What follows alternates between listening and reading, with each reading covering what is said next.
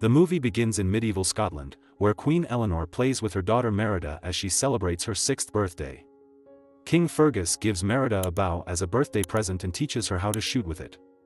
An arrow flies into the woods, and Fergus asks Merida to go and retrieve it. She walks into the woods, and as she retrieves the arrow, she sees a wisp. A trail of wisps leads her out of the woods, and as she reunites with her parents, they get attacked by a demon bear named Mor'du. Eleanor escapes with Merida while Fergus and his men fight the bear.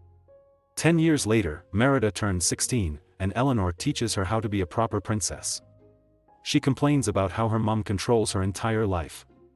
Eleanor teaches Merida all she needs to know about being a princess and informs Merida that a princess strives for perfection. Merida gets a day off, gets on her horse and rides out of the castle. She rides into the woods and shoots at targets she placed.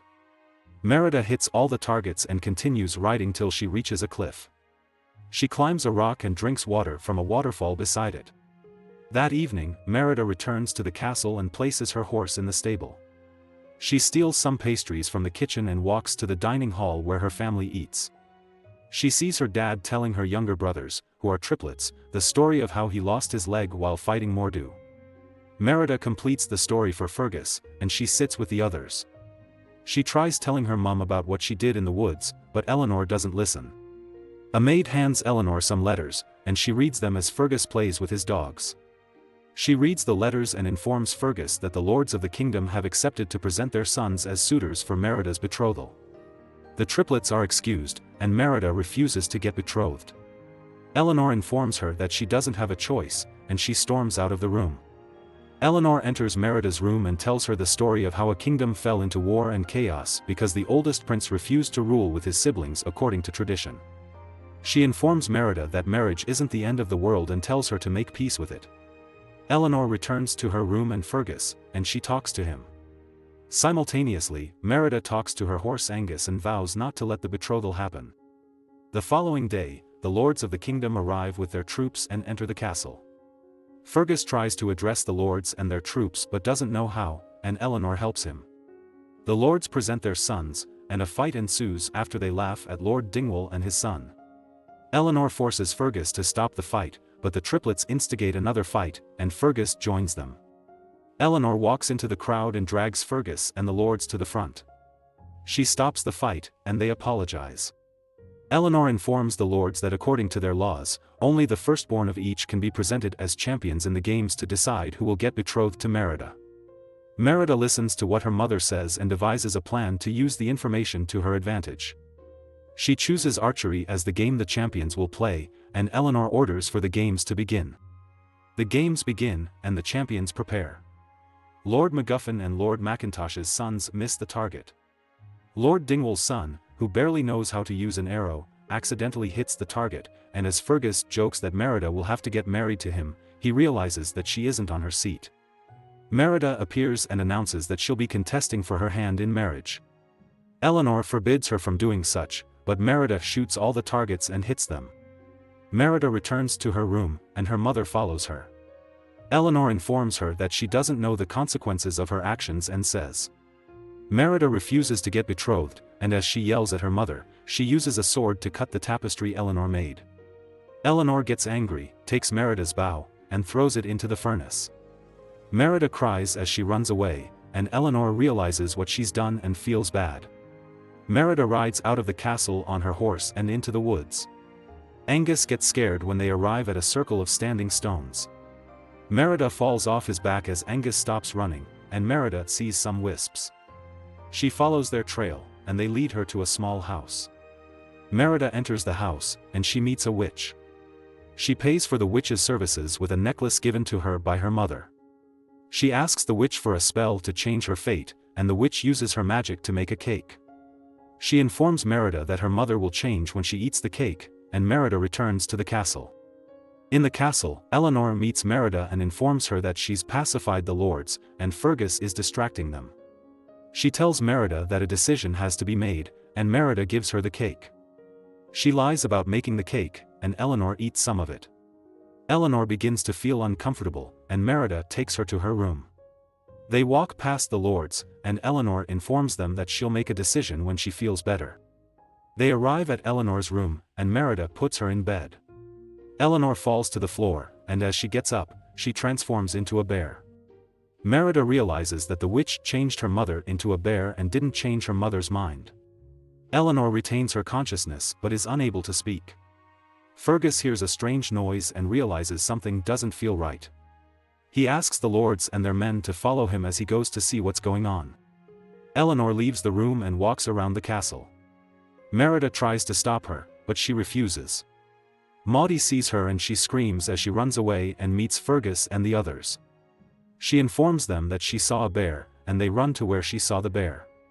Merida and Eleanor hear the others coming, and Eleanor runs into a room where she sees the triplets messing around. Merida enters the room and informs the triplets of her situation. She promises to give them her desert for a year, and they agree to help her get Eleanor out of the castle. The triplets trick Fergus and the lords and make them run in a different direction. They lead the men to the roof and trap them. Merida and Eleanor leave the castle, and Merida informs the triplets that they can eat whatever they want as a reward for their help. The triplets see the cake Merida returned with and eat it. Fergus and the others tie their pants together and use them as a rope to get off the roof. Merida takes her mother to the circle of standing stones. She searches for the wisps but doesn't find them.